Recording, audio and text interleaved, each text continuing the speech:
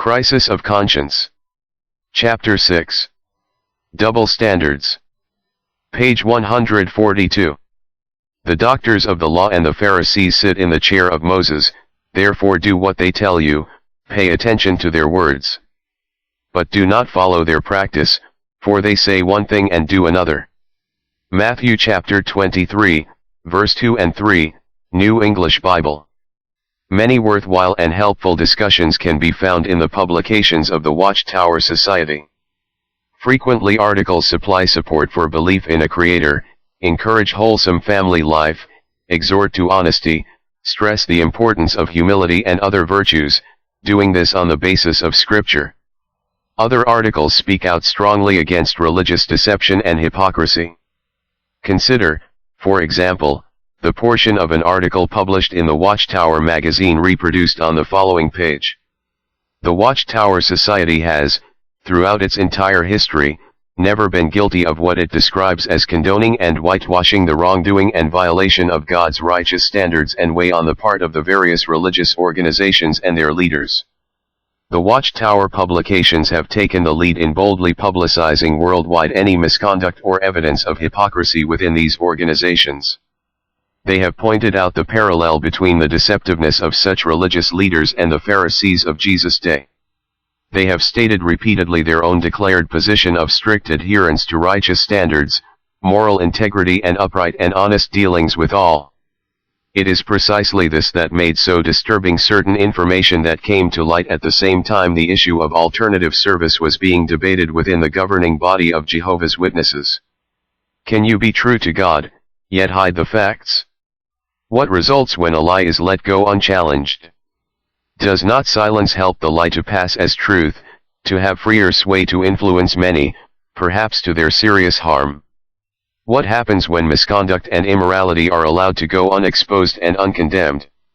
Is this not like covering over an infection without any effort to cure it and keep it from spreading? When persons are in great danger from a source that they do not suspect or are being misled by those they consider their friends, is it an unkindness to warn them? They may prefer not to believe the warning. They may even resent it. But does that free one from the moral responsibility to give that warning? If you are among those seeking to be faithful to God, the issues these questions raise are vital for you today. Why? Because God's servants in every period of history have had to face up to the challenge these issues present. They have had to expose falsehood and wrongdoing and warn people of dangers and deception. Not just in a general way, but in a specific way, in the interest of pure worship. It would have been far easier to keep silent or say only what people wanted to hear. But faithfulness to God and love of neighbor moved them to speak. They realized that better is a revealed reproof than a concealed love. Proverbs chapter 27, verse 5. The continuing pattern. Consider the situation in ancient Israel and the example that God's prophets then set. Wrongdoing became rampant in that nation. Dishonesty, violence, immorality and hypocrisy disgraced the name of the God whom the Israelites claimed to worship. Did the people welcome divine correction? To the contrary, the Bible shows that they said this to God's prophets. You must not see, and to the ones having inspired visions, you must not envision for us any straightforward things. Speak to us smooth things, envision deceptive things. Turn aside from the way, deviate from the path. Isaiah 30, verse 9-11. The majority of the religious leaders sought popularity by doing just that, condoning and whitewashing the wrongdoing and violation of God's righteous standards and ways. But God's instructions to his true prophets are exemplified by what he said to the prophet Ezekiel. The information came from Mexico. As startling as the information itself was, what I found far more disquieting was the stark contrast it revealed between the organizational position adopted toward that country as compared with that adopted in another country. The East African country of Malawi, formerly Nyasaland. To appreciate this, it is important to know certain background. Beginning in 1964, Jehovah's Witnesses in Malawi began to experience persecution and violence on a scale rarely equaled in modern times. Successive waves of vicious countrywide attacks and brutality by savage mobs swept over them in 1964, 1967, 1972 and again in 1975. In the first attack, 1,081 Malawian families saw their little homes burned or otherwise demolished, 588 fields of crops destroyed.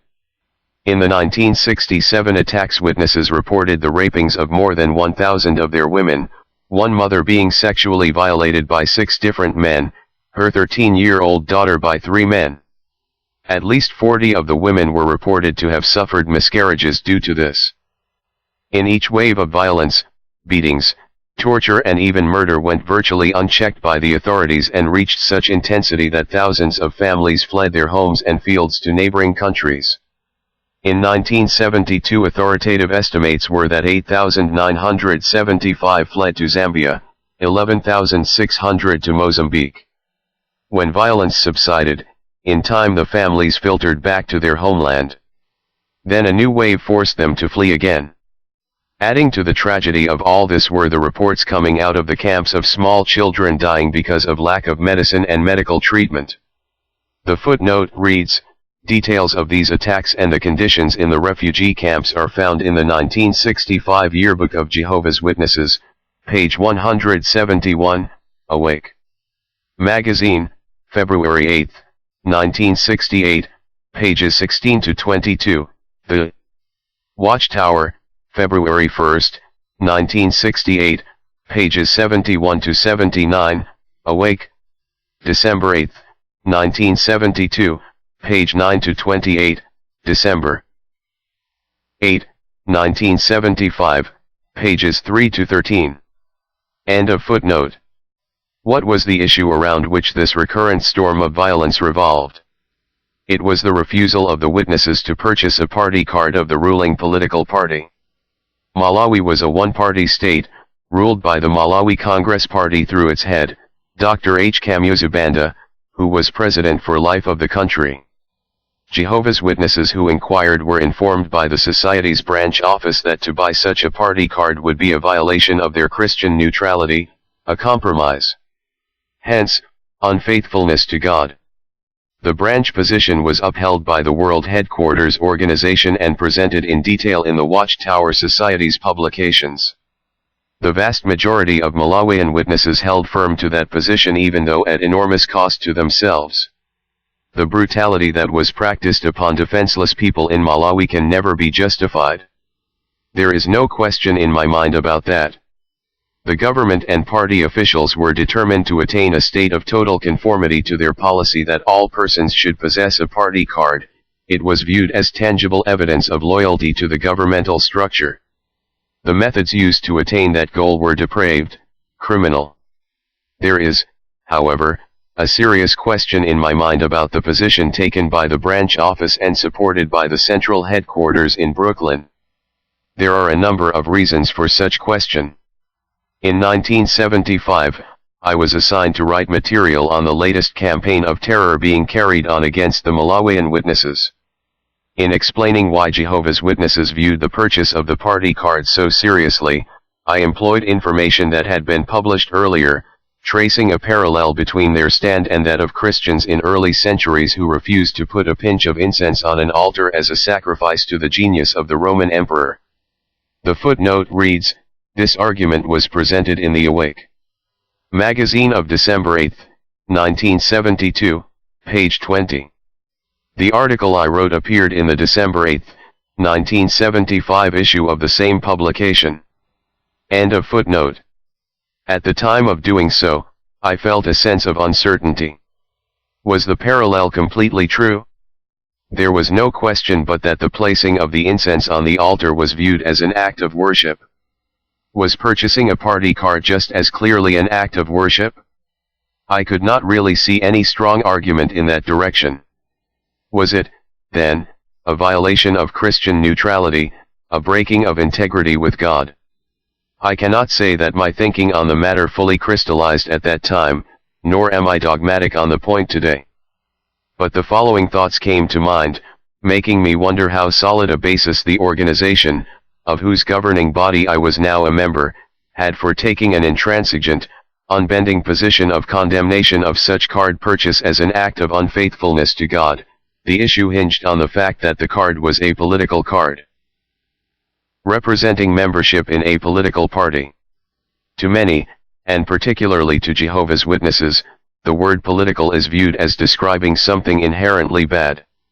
Corrupt politicians have, over the centuries, contributed toward the unsavory connotation the term often carries today.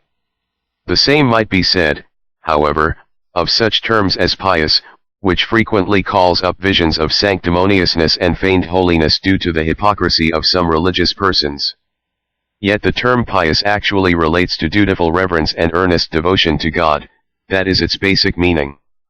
Similarly, the word political carries this basic definition.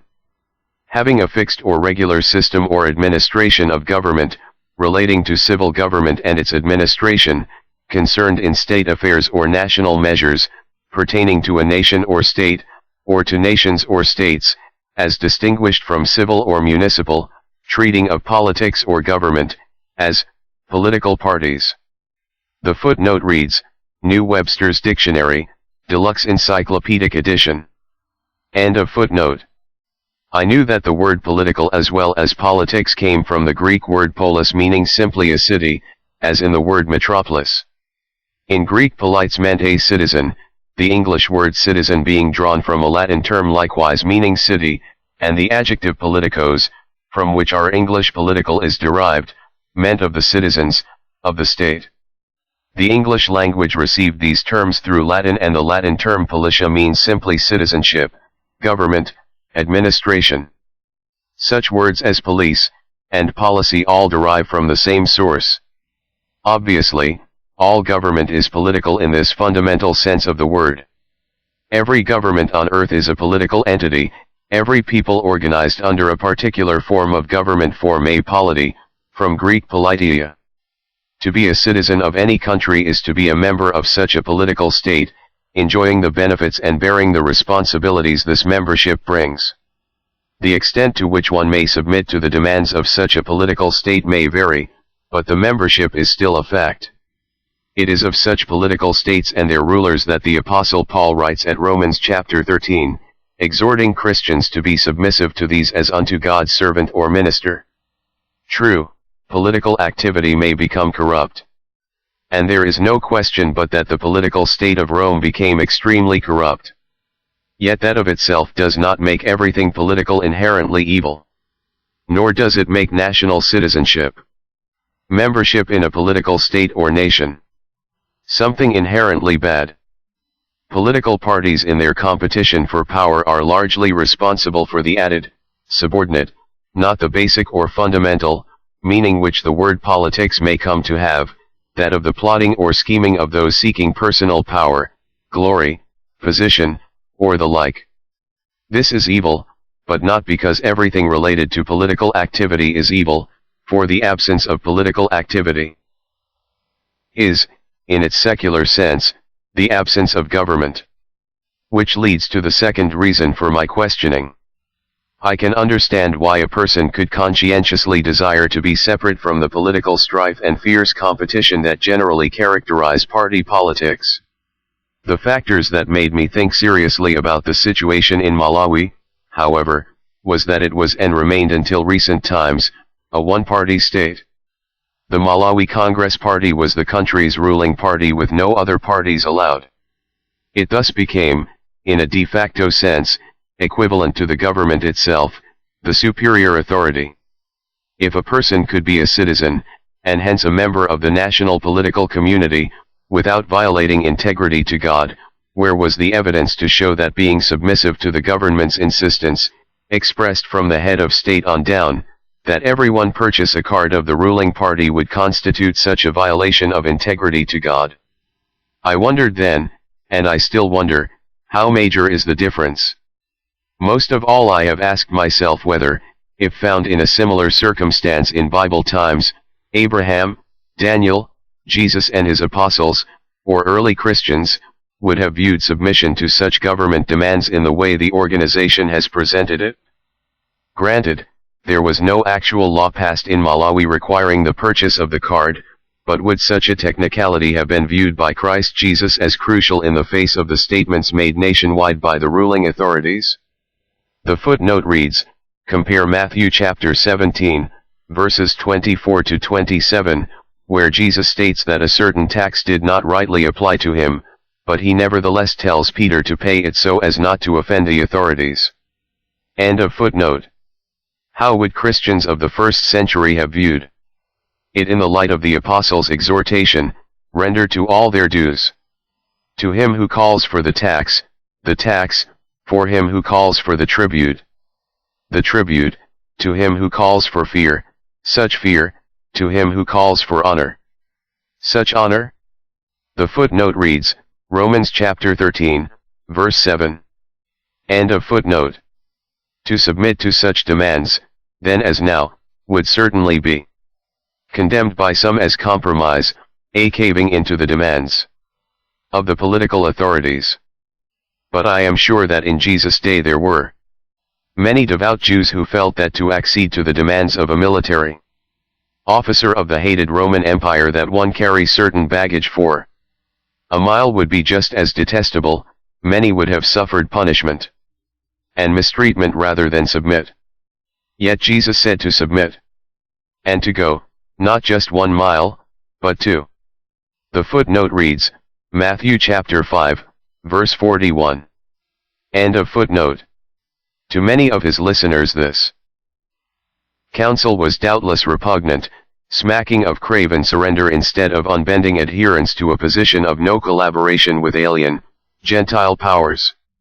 Of one thing I eventually became certain, and that was that I would want to be very confident that the position adopted was solidly founded on God's word, and not on mere human reasonings, before I could think of advocating it or promulgating it, particularly in view of the grave consequences it produced.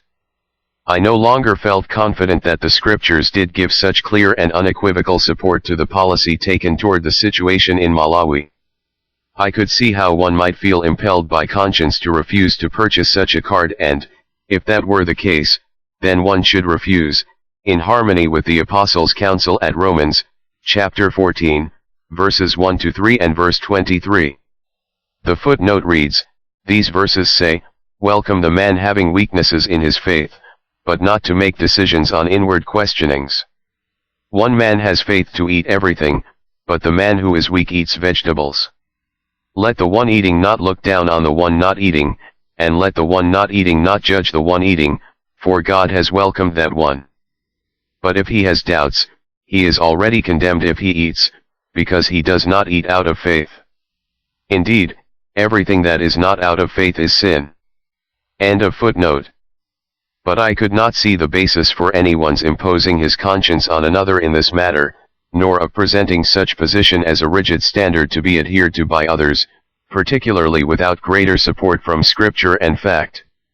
Against such background of circumstances relating to Malawi, consider now the information that came to light during the governing body's discussion of the alternative service issue.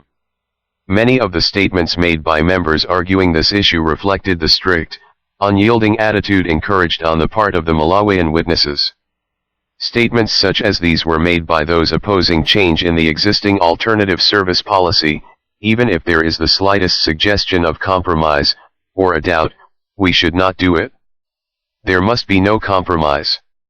Again, it needs to be made clear that a stand of neutrality, as no part of the world, keeping clear of those arms of the world, religion, politics and the military, supporting them neither directly nor indirectly, is the stand that will be blessed by Jehovah. We want no gray areas. We want to know exactly where we stand as non-compromising Christians. The footnote reads, from the memorandum submitted by governing body member Lloyd Berry. End of footnote. Doing civilian work in lieu of military duty is a tacit or implied acknowledgement of one's obligation to Caesar's war machine. A Christian therefore cannot be required to support the military establishment either directly or indirectly. The footnote reads, from the memorandum by governing body member Carl Klein. End of footnote. For one of Jehovah's Witnesses to tell a judge that he is willing To accept work in a hospital or similar work would be making a deal with the judge, and he would be breaking his integrity with God. The footnote reads, from statements made by governing body member Fred Franz and spelled out in a letter by William Jackson to Paul Trask. End of footnote. To accept the alternative civil service is a form of moral support to the entire arrangement. The footnote reads, from the Denmark Branch Committee letter, Richard Abrahamson, coordinator. Quoted in Lloyd Berry's memorandum. End of footnote. We should have a united stand all over the world. We should be decisive in this matter.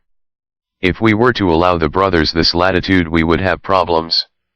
The brothers need to have their consciences educated. The footnote reads, from statements made by member Tet Giraz. End of footnote. If we yield to Caesar, then there is no witness given. The footnote reads, from statement made by member Carrie Barber. End of footnote. Those who accept the substitute service are taking the easy way out. The footnote reads, from statement made by member Fred Franz. End of footnote. What I find amazing is that at the same time these strong, unyielding statements were made, those making them were aware of the situation then existing in Mexico. When I supplied each member of the governing body with a copy of the Survey of Branch Committee reports on alternative service, I included material sent in by the Branch Committee of Mexico. It included this portion dealing with the identity cartilla for military service. Cartilla means a certificate. The identity cartilla for military service should be obtained by carrying out military service during 1 year. Those who have a cartilla have the obligation to present themselves when the nation calls them, be it by mobilization of forces or at least by effecting an act of presence. Articles 136 to 139, page 6, however, although the law prohibits the military or members of the draft offices to make out cartillas by illegal means, such as payment, the great majority of the officials violate these laws. Articles 50 and 51, page 21, Article 3, page 29, Instructive Number 1, of September 16, 1977, page 2, paragraphs 3 and 4, almost any person, under any pretext, can avoid military service and pay an official to note down supposed attendances for the weekly instruction, giving appearance of regular attendance, or paying at the same time so that the document is given to them correctly legalized. In Mexico this is very common. The Mexican government is trying to stop the officials making out documents of military service for persons not having rendered such service, when there is no valid justification according to law. Recently a general said, when the President of the Republic, Licenciado José López Portillo, was at the ceremony of pledging allegiance to the flag, on May 5, 1978, before close to 100,000 young men, draftees, that the Army will not tolerate illegal operations to obtain military service carte lila. The general said, we have made ourselves responsible, so that in a brief period of time, the last protuberances of unlawfulness in the service will be eradicated and we will succeed in that all young men can go to the municipal draft boards to obtain their cartillas. C. El Heraldo, May 6, 1978. What was the position of Jehovah's Witnesses as to such illegal operations in connection with this law? The branch committee's letter goes on to say, young publishers in Mexico have had no difficulty in relation to military service. Although the laws on military service are very specific, generally they are not enforced strictly. If a publisher, upon arriving at military age, does not present himself voluntarily before a draft beard, they do not call him to do so. On the other hand, those who have their cartilla and are in one of the reserves have never been called. They only have to go in order to have their corolla stamped when they transfer from one reserve to the other, but this does not involve any ceremony, but only presenting themselves in an office having to do with the stamping of the cartilla. The carcilla has become a document of identification. It is used as identification when one requests employment, although it is not indispensable. In order to obtain a passport, this document is indispensable. One cannot leave the country without the cartilla unless a special permit is obtained from the military authorities. Publishers who wish to obtain a cartilla go to one of the draft boards, to register to receive immediately their cartilla, but of course this is not complete, that is, it is not legalized. Then in order to legalize it they go to someone they know with influence or directly to an official. For this they have to pay a certain amount of money, according to what may be asked. In this way the publishers obtain their cartilla, or the majority of them that have it. Put briefly, in Mexico men of draft age were required to undergo a specified period of military training during a period of 1 year. Upon registration the registrant received a certificate or cartilla with places for noting down attendance at weekly military instruction classes. It was illegal and punishable for any official to fill in this attendance record if the registrant had not actually attended. But officials could be bribed to do so, and many men in Mexico did this bribing. According to the Branch Office Committee, this was also a common practice among Jehovah's Witnesses in Mexico. Why? Note what the branch statement goes on to say. The position of the brothers in Mexico related to this matter was considered years ago by the society, and we have information that we have followed since then when the brothers have come to the society to inquire on this matter. See the enclosed photostatic copy. What was the information provided by the society that the branch office in Mexico had been following for years? How was it supplied? How did the information provided compare with the position taken in Malawi and with the strong, unbending statements made by governing body members against even the slightest suggestion of compromise, against any form of moral support, either directly or indirectly, of the military establishment? I made a trip to Mexico within a few days of the November 15, 1978, governing body session, which had resulted in a stalemate on the alternative service issue. I was assigned to visit the Mexico branch office as well as those of several Central American countries. During my meeting with the Mexico branch committee they brought up the practice described in their report. They said that the terrible persecution endured by Jehovah's Witnesses in Malawi due to their refusal to buy a party card had caused many witnesses in Mexico to feel disturbed in their conscience. They made clear, however, that their counsel to the Mexican witnesses was fully in accord with the counsel the branch office had received from the world headquarters. What was that counsel? It may be difficult for some to believe that the counsel given was actually given, but this is the evidence presented by the branch committee. First comes this letter. February 4, 1960. Nh. Nor. Our brother Nor. We have two questions that we would like the society's policy on. First, we have a case where the father of the girl is congregation servant. The girl is married and her husband as well as she were publishers and living with the father who was congregation servant. The son-in-law is disfellowshipped because he had another woman.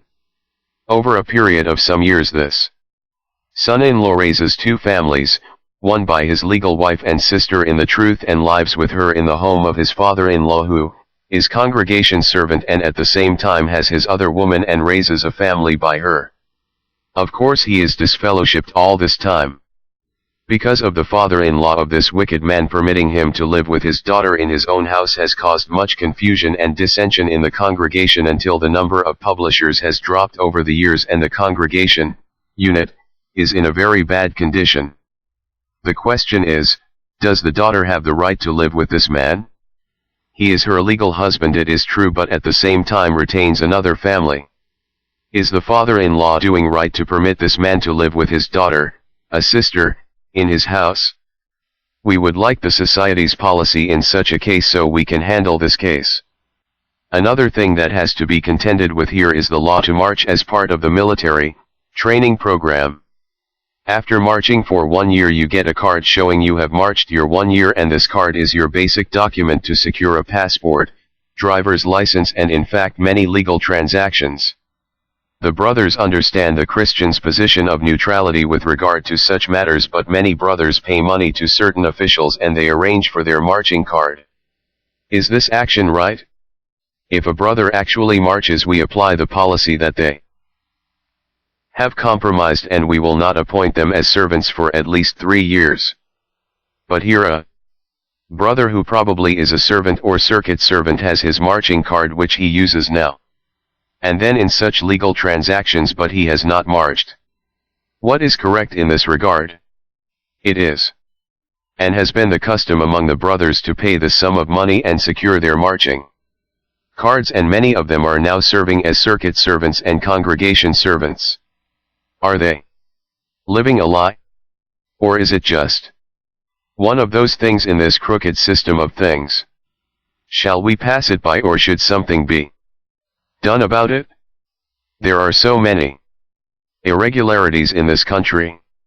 A cop pulls you over for some traffic violation and works for his Morty. Or little bribe of 40 cents. Everyone knows he has no right to do it, but they give him the 5 pesos in order to avoid going to the police station and be charged 50 pesos and waste much time. It is a habit here, common practice. Is the marching card the same? Your counsel on this will be appreciated. With you serving Jehovah.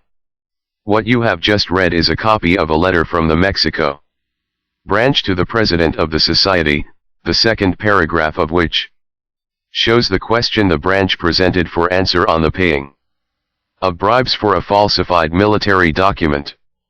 The copy is of the carbon copy retained by the branch, which, unlike the original, customarily did not bear a signature. What reply did their inquiry receive? The Society's answer came in a 2-page letter dated June 2, 1960. The second page dealt with the military issue written about. This is that page as presented to me by the Mexico branch committee, containing the Society's counsel on their questions. La Terra del Vigia, Mexico, June 2, 1960, pages 2. Course as that described above would not be necessary. The major stumbling block, namely, the man's adultery, would be removed. Consequently, the matter will have to be presented very straight and unmistakably to both the congregation servant and his daughter. The congregation servant will have to make the first move in the right direction in the interests of the congregation, to which he by his course is a stumbling block now. If he refuses to eject the adulterous son-in-law, and continues to furnish offense to the congregation, disturbing its unity and peace of heart and mind. If he chooses not to follow this course, then he must be removed from his position as congregation servant. As to those who are relieved of military training by a money transaction with the officials who are involved therewith, this is on a part with what is done in other Latin American countries where brothers have paid for their relief through some military official in order to retain their freedom for theocratic activities. If members of the military establishment are willing to accept such an arrangement upon the payment of a fee, then that is the responsibility of these representatives of the national organization. In such a case, the money paid does not go to the military establishment, but is appropriated by the individual who undertakes the arrangement. If the consciences of certain brothers allow them to enter into such an arrangement for their continued freedom, we have no objection. Of course, if they would get into any difficulties over their course of action, then they would have to shoulder such difficulties themselves, and we could not offer them any assistance. But if the arrangement is current down there and is recognized by the inspectors who do not make any inquiries into the veracity of the matter, then the matter can be passed by for the accruing advantages. Should a military emergency arise and confront these brothers with their marching card, it would oblige them to make a decision by which they could not extricate themselves by a money payment, and their mettle would be tested, and they would have to demonstrate outright where they stand and prove that they are in favor of Christian neutrality in a determinative test. Faithfully yours in the Kingdom Ministry. Although the branch's letter had been directed to President Knorr, the reply, bearing the stamped corporation signature, was evidently written by Vice President Franz, who, as stated earlier, was regularly called upon by President Nor to formulate policy on matters of this type. The language is typically that of the Vice President, not that of the President. The expressions this letter contains are worth noting. It would be worthwhile to take the time to go back and compare them with the earlier listed statements by governing body members arguing the alternative service issue, statements made then that neither minced words nor sought nicety of language but which were often blunt, even hard-hitting. In this society reply to the Mexico query, the word bribe is avoided, replaced by euphemistic reference to a money transaction, the payment of a fee. Emphasis is placed on the fact that the money went to an individual rather than to the military establishment, apparently indicating that this somehow improved the moral character of the transaction. The letter speaks of the arrangement being current down there and says that as long as inspectors do not inquire about the veracity of matters it can be passed by for the accruing advantages. It ends with mention of maintaining integrity in some possible future determinative test.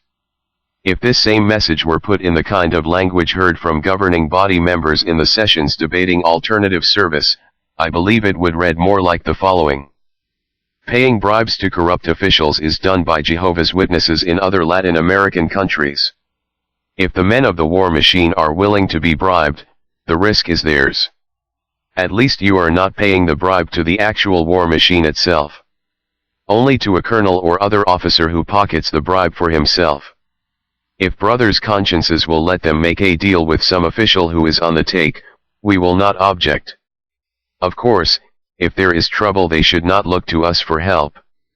Since everyone down there is doing it and inspectors make no issue about the fake documents, then you at the branch office can just look the other way too.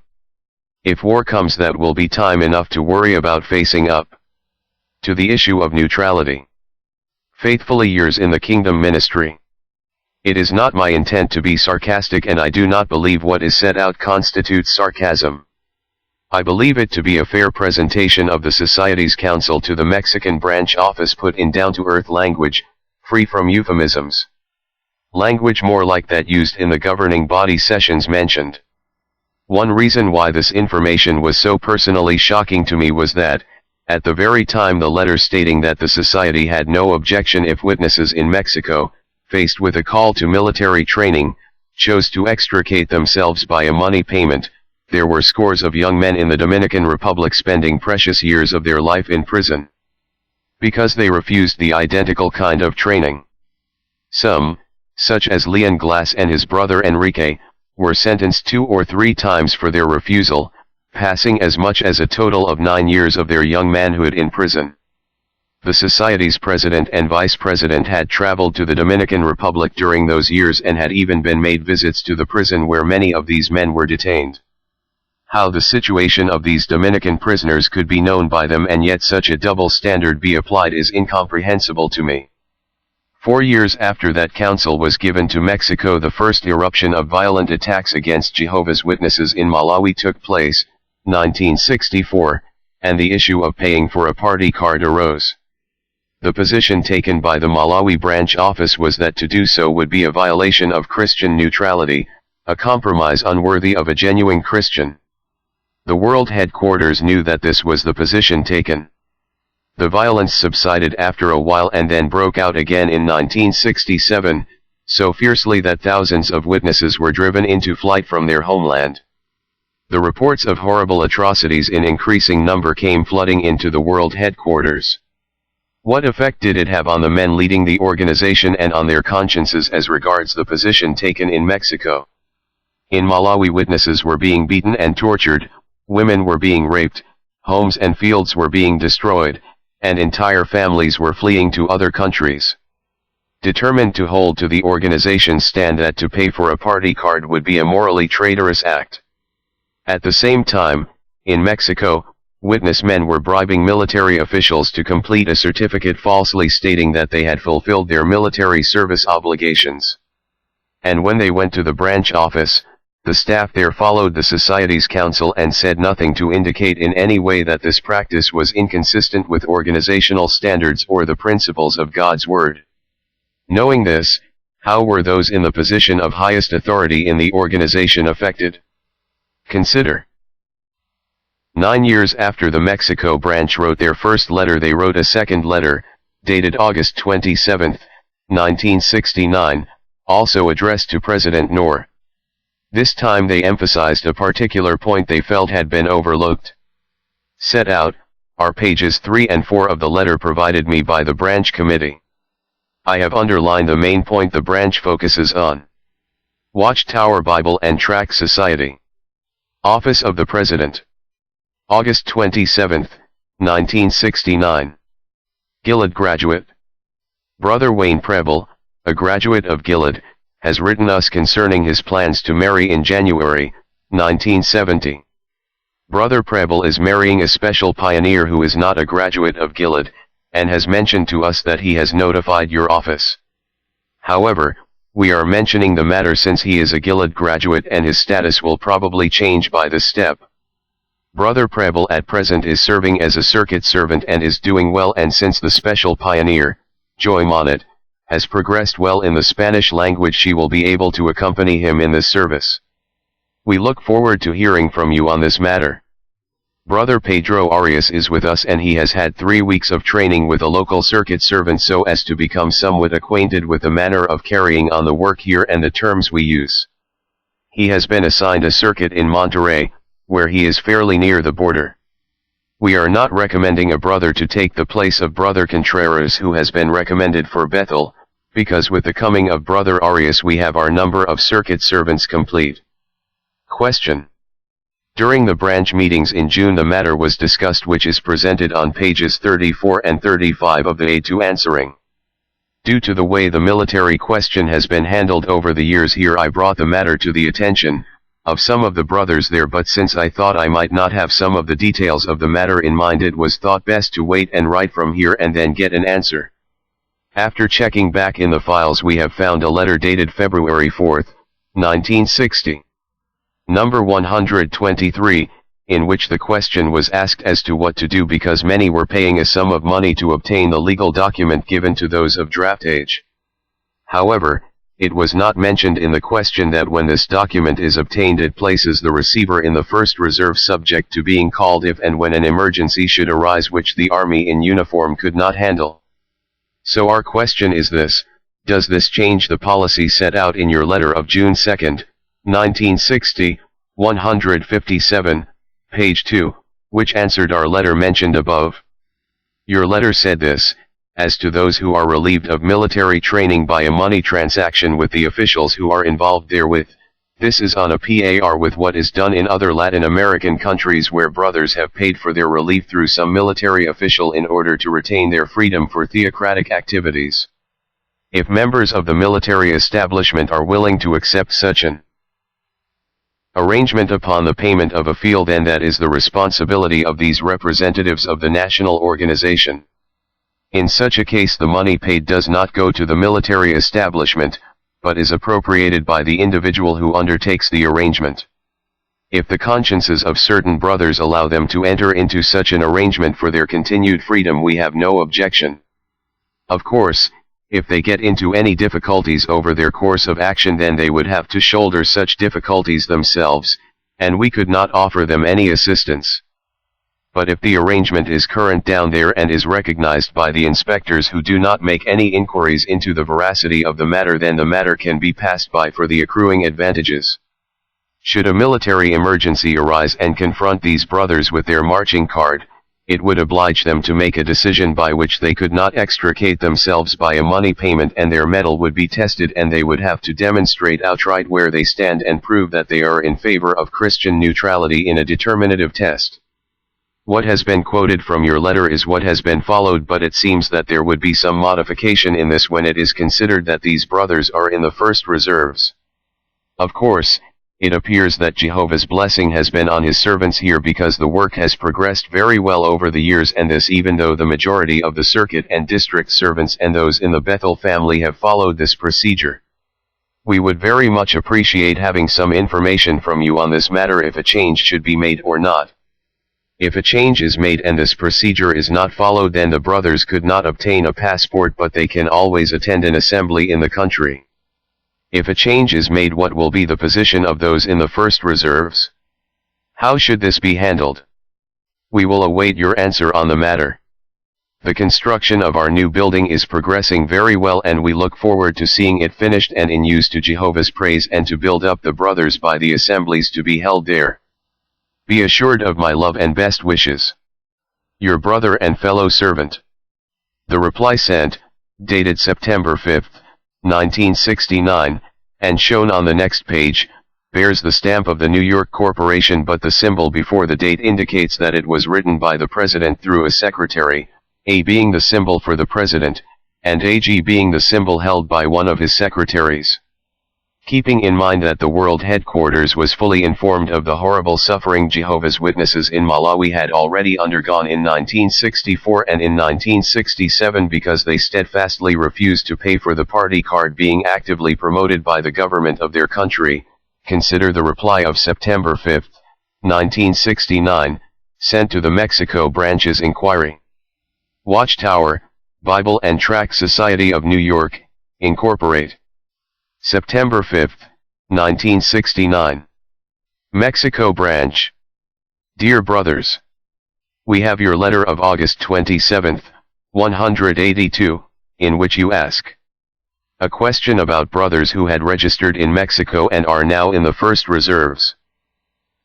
The letter that you quoted of February K, 1960, 123 covers the whole matter. There is nothing more to be said.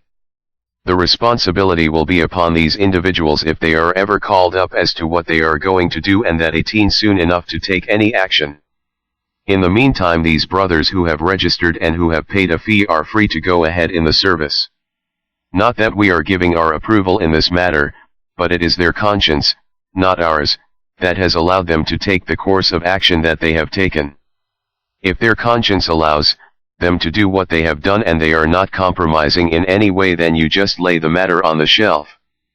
There is no reason for you to answer any questions or give comment to individuals, nor to enter into a discussion. Someday we may have to raise the issue and they may have to make a decision, as the letter points out, and then it will be for them to decide. We cannot decide the lives of everyone in the world. The consciences of these persons allowed them to do what they did and to be registered in the reserves. That is for them to worry about, if they are worried. It is not for the Society's office to be worried about it. The Society has always said that people should comply with the law, and if the individual has done what you have described in your letter and it does not hurt his conscience, then we leave the matter just as it is. There is no reason for us to decide another man's conscience, nor to get into an argument or controversy over the matter. If the individuals are not compromising in the sense of taking up arms, and what they are doing continues to allow them to beat their swords into pruning shears, then the decision rests with them. If they change that position in their lives, that is soon enough for the overseers in the congregation to take action. So leave things stand as they are and have been since February of 1960 with no further comment. May Jehovah's rich blessing go with you. Your brothers, of New York. What makes all this so utterly incredible is that the organization's position on membership in the military has always been identical to its position on membership in a political organization. In both cases, any witness who enters such membership is automatically viewed as disassociated. Yet the Mexico Branch Committee had made crystal clear that all these witnesses who had obtained the completed certificate of military service, by means of a bribe, were now placed in the first reserve of the military.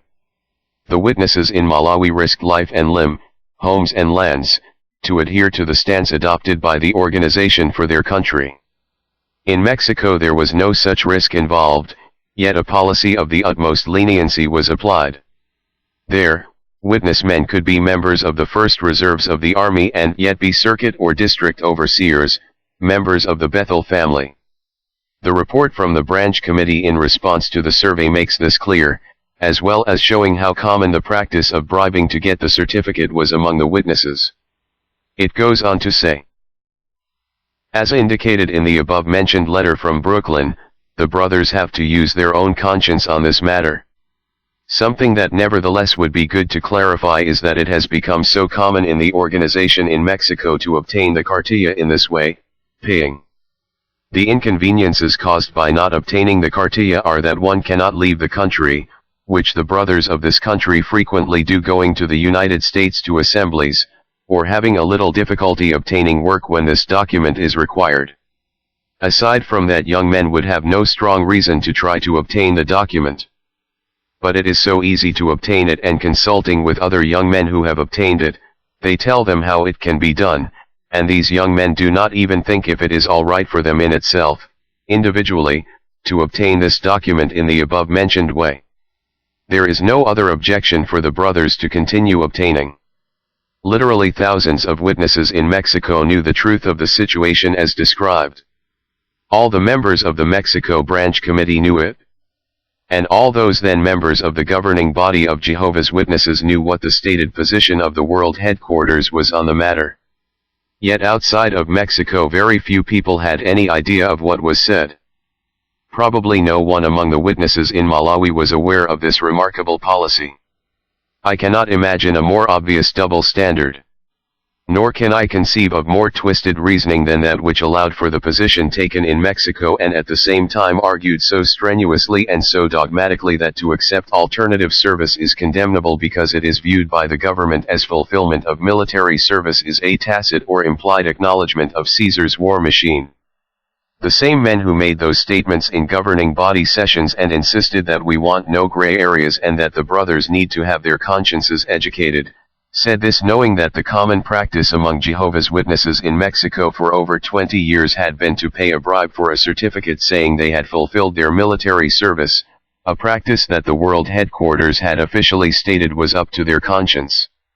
Despite this, some members, and, happily, in several of the sessions it was only a minority, strenuously argued for the traditional position.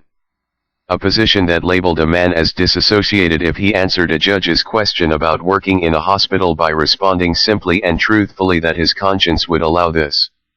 They favored that traditional policy while knowing that in Mexico men who were elders, circuit overseers, district overseers and branch office staff personnel, had bribed officials to get their completed military service certificate stating that they were now in the first reserves of the military, the war machine. One governing body member, arguing for the traditional stand, had quoted a member of the Denmark Branch Committee, Richard Abrahamson, as having said regarding alternative service, "I shudder to think of putting these young men on their own choice." Yet the official counsel sent by the headquarters organization to the Mexico branch was that young brothers paying a bribe for a falsified document placing them in the first reserves was for them to worry about, if they are worried. It is not for the Society's office to be worried about. Later the letter stated that, there is no reason to decide another man's conscience. Why was not the same position taken toward those in Malawi? I seriously doubt that the majority of witnesses there would have arrived at the same conclusions as the branch office personnel did. It is equally doubtful that there was a single native of Malawi, then Nyasaland, among those branch representatives who formulated that policy decision, to be obeyed by the Malawian witnesses. Is there no responsibility resting upon those in authority within the organization for what amounts to a grotesque disparity of direction given?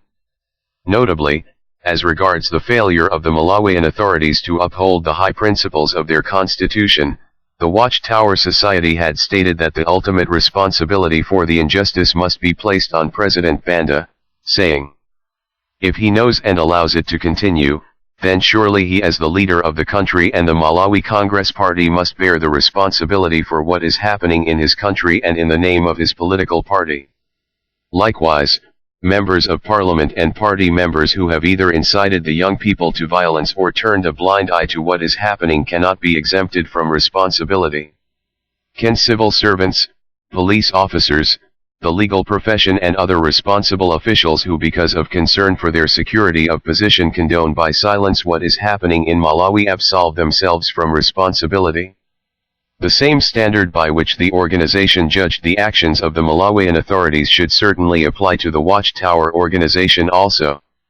If the governing body, not only knowing what had been said about the Malawian authorities and their responsibility, but also knowing of the organization's stand taken in Mexico, really believed that the position promulgated among the Brotherhood in Malawi was the right one, then they should certainly have felt impelled to reject the position taken in Mexico.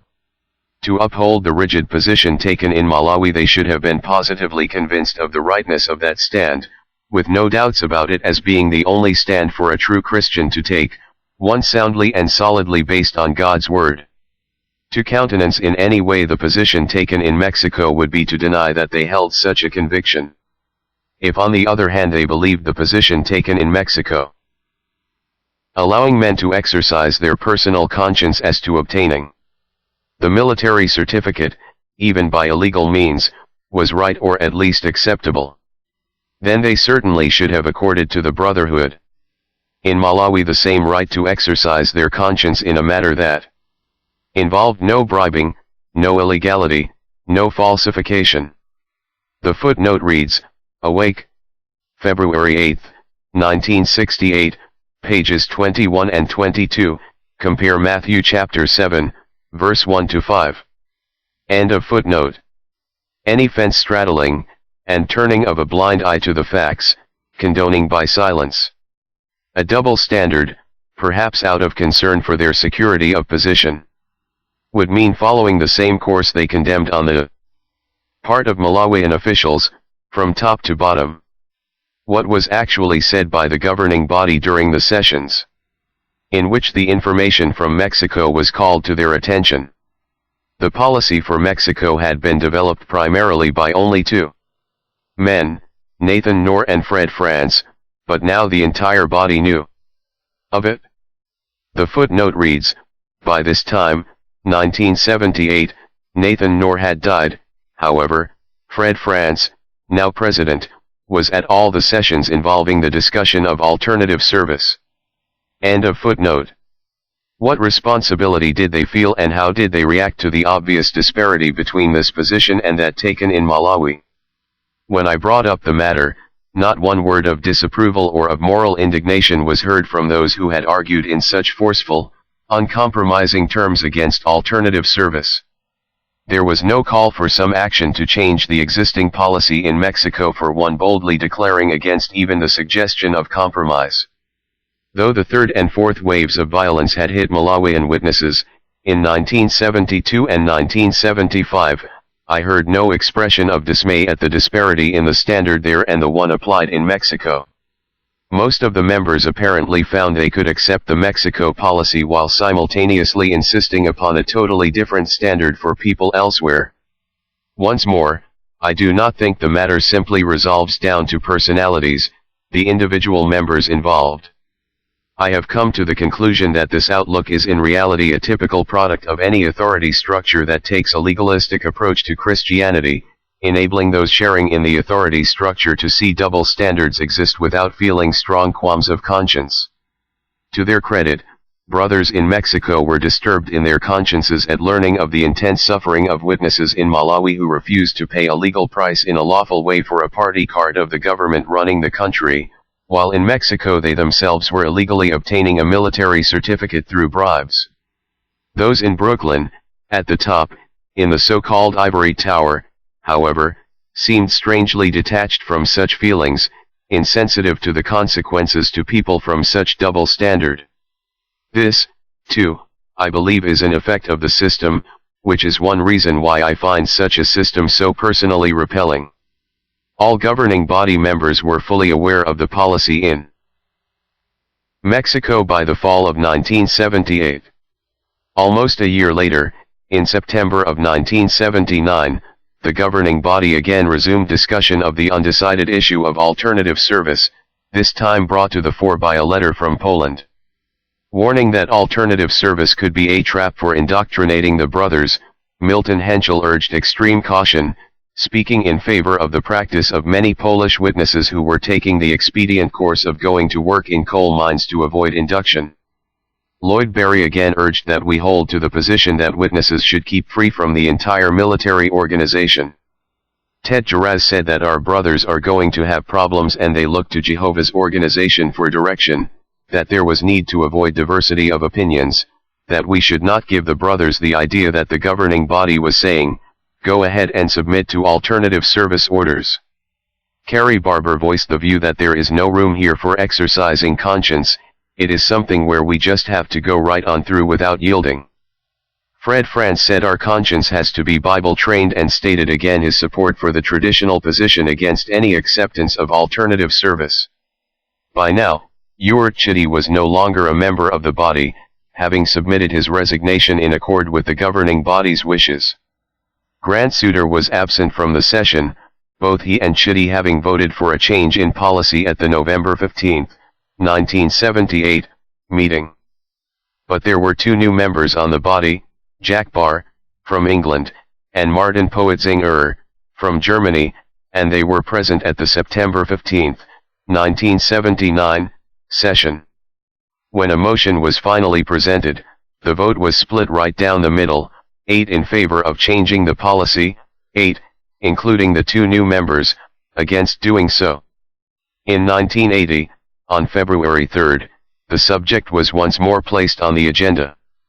By this time more than a year had elapsed since my visit to Mexico, and Albert Schroeder had made another annual visit there. The Mexico branch committee members again expressed to him their concern about the practice of bribing to obtain falsified documents of military service, and Schroeder related this continuing situation to the body after his return. Remarks by the various members during the session made it evident that no two-thirds majority would be attained either way on the alternative service issue, and there was not even a motion made. The matter was shelved. From the time the letter from Michel Weber, the elder in Belgium, was received in November 1977, until February, 1980, the governing body of Jehovah's Witnesses had tried on 6 separate occasions to resolve the issue without success. The footnote reads, "For further details on this issue, see the sequel to Crisis of Conscience, titled In Search of Christian Freedom, pages 256 to 270. End of footnote. What, though, of the people affected by the policy that continued in force, those of what the Watchtower had called the rank and file? Could they also shelve the issue? To the contrary, the inability of the body to achieve that indispensable two-thirds majority meant that male Jehovah's Witnesses in any country of the world who acted according to their conscience and accepted alternative service as a proper government requirement, could still do so only at the cost of being viewed as outside the organization, equivalent to expelled persons. It also meant that the governing body as a whole was willing for the 20-year-old policy in effect in Mexico to continue in effect while a totally different policy in Malawi remained unchanged. Two sorts of weights for measuring. Two sorts of weights are something detestable to Jehovah, and a cheating pair of scales is not good. Proverbs chapter 20, verse 23. It may help to understand the reasoning of some members if other circumstances than prevailing among Jehovah's Witnesses in Mexico are reviewed. As a result of the Mexican Revolution, and because of the Catholic Church's long history of holding immense quantities of land and other property in the country, the Mexican Constitution until recently forbid any religious organization the right to own property. Churches and church property were, in effect, held in custody by the government, which allowed the religious organizations to use these. Due to past exploitation by foreign clergy, no foreign missionaries or ministers were allowed to function as such in Mexico. What did this result in for the witness organization? The administration of the headquarters organization of Jehovah's Witnesses many decades ago decided that, because of the existing law, Jehovah's Witnesses in Mexico would present themselves, not as a religious organization, but as a cultural organization. The local corporation there formed, La Torre del Vigía, was so registered with the government of Mexico. The footnote reads, I have a photocopy of the registration dated June 10, 1943, in which the Secretariat of Foreign Affairs, Secretaría de Relaciones Exteriores, authorizes the registration of La Torre del Vigía as a non-profit civil association founded for scientific, educational and cultural dissemination. This arrangement remained in effect over a period of some 46 years. End of footnote. So, Jehovah's Witnesses in Mexico for many decades did not speak of having religious meetings or Bible meetings but of having cultural meetings. At these meetings they had no prayers or songs, and this was also true of their larger assemblies. When they engaged in door-to-door activity, they carried only watchtower literature, which they said the Watchtower Society provided them as an aid to them in their cultural activity. They did not carry the Bible while in such activity, since that would identify them as engaging in religious activity. A group of witnesses in a given area was not called a congregation but a company. They did not speak of having baptisms but did the same thing under the name of performing the symbol. This double talk was not done because of living in some totalitarian country that took repressive measures against freedom of worship. The footnote reads, "The government of Mexico, in reality, showed considerable leniency toward Jehovah's Witnesses, for it must have been known that their presentation of themselves as a non-religious cultural organization was simply a subterfuge." End of footnote. It was done largely to avoid having to comply with government regulations regarding ownership of property by religious organizations. The footnote reads, "In the 1970s, my wife and I attended an international assembly in Mexico City and we were lodged at the Society's branch office. President Noor was also there, and during our stay he conducted a group of us on a tour of the various buildings of the Mexican branch. During the tour, he commented directly on the legal status of a cultural organization held in Mexico, and he specifically mentioned as a primary reason for this unusual status the fact that it allowed the organization to keep control of its properties in that country." End of footnote. Nor should it be thought that the arrangement was something originating with and decided upon by the Mexican witnesses themselves. It was an arrangement worked out and put into effect by the international headquarters at Brooklyn. It is interesting to contrast the deliberate elimination of prayers and songs at witness meetings in Mexico with the action of the Watchtower Society in the United States, where they were willing to fight case after case all the way up to the Supreme Court of the country rather than give up certain practices, such as offering literature from door to door without a license and without having to register with the police, the right to use sound cars, distribute literature on street corners, and many other such practices which are covered by constitutional rights. The organization did not want to relinquish any of these things. It fought to hold on to them, even though these particular practices are certainly not things that were done by early Christians in the 1st century and hence cannot be counted as among primary Christian practices. But congregational or group prayer was a primary religious practice in early Christian meetings and has been among servants of God from time immemorial. The Mexican government said nothing against prayer at religious meetings. Jehovah's Witnesses, however, were instructed to say that their meetings were not religious. Few things could be viewed as more completely related to worship of God, as more purely spiritual, than prayer. When an imperial decree in Persia prohibited prayer to anyone except to the king for a period of 30 days, the prophet Daniel considered the issue so crucial that he risked possessions and life itself in violating the decree. The footnote reads, Daniel chapter 6, verse 1 to 11. End of footnote. The headquarters organization, however, considered it expedient to sacrifice congregational prayer among Jehovah's Witnesses throughout Mexico. With what benefit, what accruing advantage?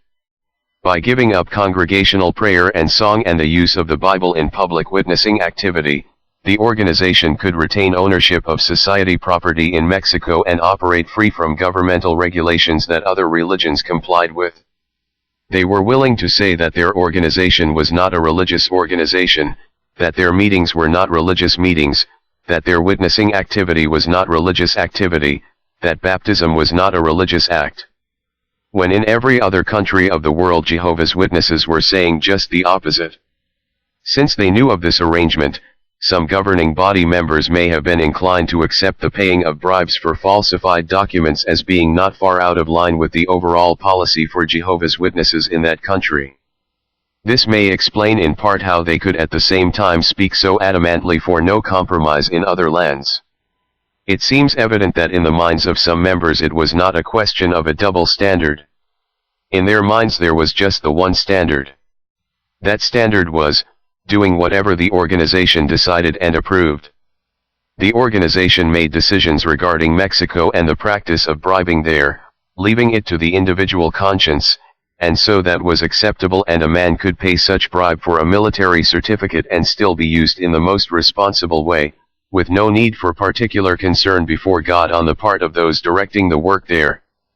The organization decided otherwise regarding alternative service, as it also did regarding the situation in Malawi, and so any man who failed to follow that decision was unworthy of occupying any position at all in the congregation, was in fact a breaker of integrity with God. I could not understand then how Christians could adopt such a viewpoint, and I cannot understand it now. For me it made all the bold, almost strident, calls of some for staying clean from the world sound hollow, like mere rhetoric, as impressive language that did not fit reality. I could not relate in any way to the reasoning that allowed for such expressions in the face of facts that were well known to all members speaking and hearing those expressions. I lived in Latin American countries for nearly 20 years and paid no bribes. But I know full well that there are some places, not just in Latin America but in various parts of the earth, where, although the law is on your side and what you seek is perfectly legitimate, it is almost impossible to get certain things done without money being paid to an official who has no right to such. It is not hard to see that a person confronted with this situation may view this as a form of extortion, even as in Bible times tax collectors and also military men might exact more than was due and thus practice extortion. It does not seem fair to me to judge adversely persons who feel obliged to submit to such extortion. More than that, I am not presuming to judge those in Mexico who, not having the law on their side, acted against the law, who did not simply submit to extortion but instead deliberately solicited the illegal actions of an official through an offer of money to get a falsified, illegal document. This is not what I find so shocking and even frightening about the whole affair. It is instead the way that religious men in high authority can allow supposed organizational interests to be counted as of such enormous importance as compared to the interests of ordinary people, people with children and homes and jobs, individuals many of whom give evidence of being every bit as conscientious in their devotion to God as any man among those men who sit as a court to decide what is and what is not within the realm of conscience for such people. It is men in authority who accord to themselves the right to be of divided opinion, but who exact uniformity from all others, men who express mistrust of others' use of Christian freedom of conscience, but who expect such others to put implicit trust in them and their decisions, while they grant to themselves the right to exercise their conscience to condone illegal maneuvering and obvious misrepresentation of fact. It is men in authority who, because the change of one vote reduces a majority down from 66 2/3% to 62 1/2%, are willing to allow this to keep in force a policy that can cause other men to undergo arrest, be separated from family and home for months, even sent to jail for years, when those men do not understand the scriptural basis for the policy they are asked to follow and, in some cases, believe that the policy is wrong. It is men in authority who can apply a policy that calls on ordinary people, men, women and children, to face loss of home and lands, endure beatings, torture, rape and death because of refusal to pay a legal fee for the card of the organization that is, to all intents and purposes, the ruling power of their country, while at the same time telling men in another country that it is acceptable for them to bribe military officers for a card that falsely says they fulfilled their military service and are in the first reserves of the army. All this is what I find shocking. And, however sincere some may be, I still find it frightening. I could not personally comprehend how grown men could fail to see inconsistency in all of this, could fail to be repelled by it, could not be deeply moved by its effect on people's lives. In the end it simply convinced me that organizational loyalty can lead people to incredible conclusions, allow them to rationalize away the grossest of inequities, relieve them from being particularly affected by any suffering their policies may cause. The insensitizing effect that organizational loyalty can produce is, of course, well documented, having been demonstrated again and again throughout the centuries, both in religious and political history, as in the extreme cases of the Inquisition and during the Nazi regime. But it can still produce a sickening effect when seen at close quarters in an area where one never expected it. To my mind, it illustrates forcefully the reason why God never purposed that men should exercise such excessive authority over fellow humans. It may be noted that, after nearly a half-century of holding the status of a cultural organization in Mexico, the Watchtower organization finally changed to that of a religious organization. The Watchtower magazine of January 1, 1990, page 7, announced that a change of the status of Jehovah's Witnesses had taken place in 1989. It described the Mexican witnesses as for the first time being able to use the Bible when going from house to house, and for the first time being able to open meetings with prayer. The magazine described how thrilling this change was to Mexican witnesses and that it brought tears of joy to them. It attributed an immediate jump in publishers by over 17,000 to this change. The article told the reader absolutely nothing as to what the previous status had been, why it prevailed, or how the change in status came about. Anyone reading the article would assume that the change in status, with the benefits described, was something the organization had wanted all along. From reading the article one would assume that it was the government of Mexico or its laws that had till now prevented the witnesses from praying at meetings or using the Bible in their door-to-door activity. It never told the reader that the reason the Mexican witnesses were deprived of these things for at least a half-century was because their own headquarters organization chose to have it so, voluntarily opted in favor of another status. It did not tell the reader that these thrilling changes that brought tears of joy had been available all along, for many decades, requiring only an organizational decision to abandon its pretense that the witness organization in Mexico was not a religious organization but a cultural one. The only reason the Mexican witnesses had not engaged in these things before was because the headquarters organization instructed them not to do so, in order to protect the status chosen of a cultural organization. These are facts known by those in responsible positions in the Mexican witness organization. They are not known by the vast majority of witnesses outside that country, and the January 1, 1990, Watchtower let them remain in the dark on the subject. It presented a sanitized picture of the occurrence, one that was as misleading as the pre-1989 practice of pretending to be something other than a religious organization while knowing full well that they were. As more recent articles both in the July 22, 1994 Awake and in the 1995 Yearbook of Jehovah's Witnesses show, the Watchtower organization's willingness to abandon its decades-long pretense was connected with the amendments to the Mexican Constitution that have been progressively adopted by the legislative bodies there. The yearbook, page 212, acknowledges that ownership of property was a factor in the decision to adopt the pretense of being not a religious organization, but a civil society back in 1943, resulting in replacing the term congregation with company, calling meeting places halls for cultural studies, eliminating audible prayers and every appearance of a religious service at meetings there, as well as avoiding direct use of the Bible in their door-to-door activity. It states, pages 232, 233, that in the 1980s the organization came under increasing governmental pressure. It acknowledges, page 249, that from December 1988 one could foresee that there would be a change in policy regarding religion.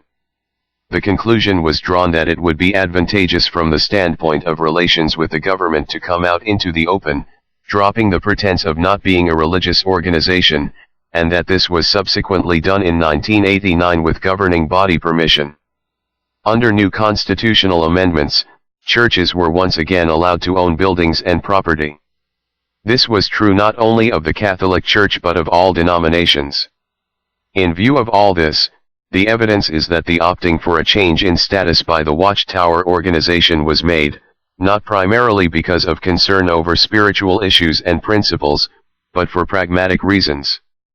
The years that have intervened give no evidence of improvement in this area. Recent information has come to light as regards the Watchtower Society's affiliation with the United Nations through its Department of Public Information, doing so as a non-governmental organization or NGO. This was done in 1991, and only when it became publicly known and produced adverse reaction did the organization, In October 2001 request that its association be withdrawn. See below. To whom it may concern, recently the NGO section has been receiving numerous inquiries regarding the association of the Watchtower Bible and Tract Society of New York with the Department of Public Information, DPI. This organization applied for association with DPI in 1991 and was granted association in 1992. By accepting association with DPI, the organization agreed to meet criteria for association, including support and respect of the principles of the Charter of the United Nations and commitment and means to conduct effective information programs with its constituents and to a broader audience about UN activities. In October 2001, the Watchtower Bible and Tract Society of New York requested termination of its association with DPI. Following this request, the DPI made a decision to disassociate the Watchtower Bible and Tract Society of New York as of October 9, 2001. We appreciate your interest in the work of the United Nations. Yours sincerely, Paul H. Chief NGO Section. Department of Public Information. In a report in the British newspaper The Guardian, Paul Gillies, acting as spokesman for the Watchtower's London branch office, is quoted as saying, "We do not have hostile attitudes to governing bodies, and if we are making representations on issues to the UN we will do so. There are good and bad bodies just as there are good and bad politicians. We believe what the Book of Revelation tells us, but we do not actively try to change the political system." His reference to the Book of Revelation was evidently due to the fact that Watchtower publications have, since 1942, identified the League of Nations and its successor, the United Nations, with the scarlet-colored wild beast, upon which the harlot Babylon the Great is depicted as riding, see Revelation chapter 16, verse 3-6. It says of it, "The UN is actually a blasphemous counterfeit of God's messianic kingdom by the Prince of Peace, Jesus Christ." The following is from the book Revelation.